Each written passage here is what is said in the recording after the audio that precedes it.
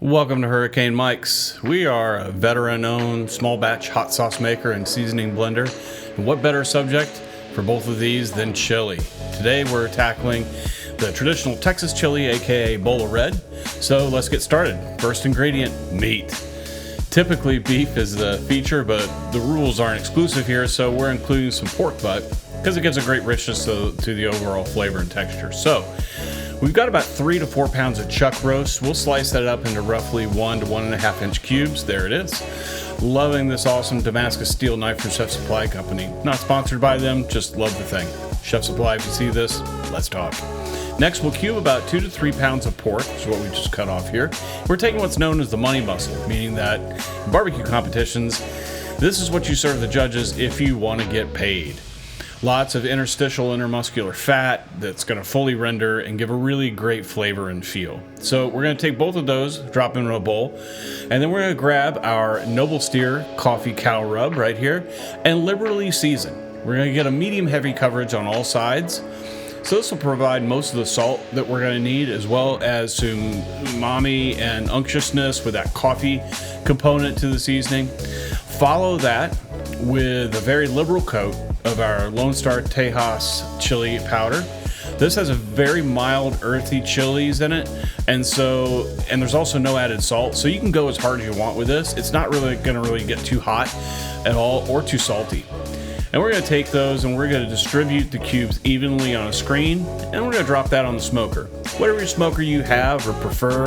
I personally have both a pellet, which I'm using here for convenience, as well as an offset. We're going to leave them on there for probably about 1 to 2 hours.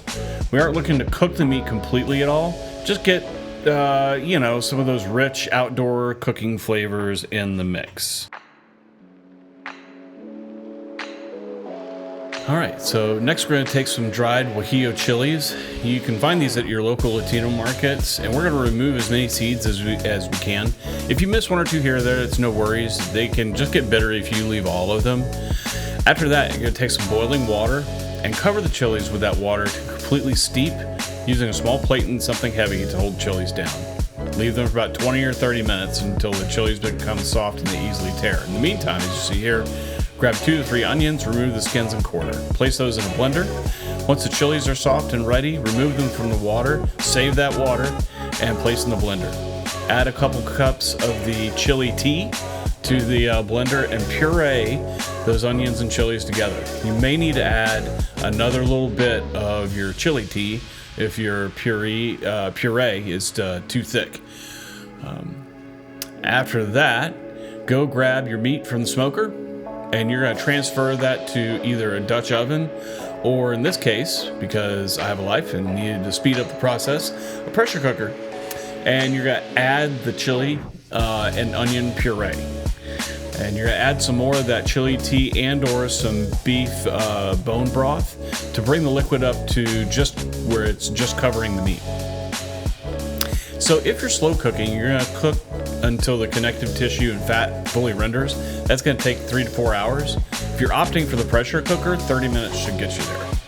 Remove the chunks and place into your stovetop pot, or in this case, my crock pot, so I can have more space on my range top. And use a potato masher, break down your cubes into a tender, pulled consistency. And then you're going to add all your liquid back in. And to provide a great flavor and just the right thickness, take about 1/4 cup of masa or regular cornmeal and add an equal amount of water and combine, stir into that chili. That subtle corn flavor is awesome. Set aside on low heat until you're ready to serve.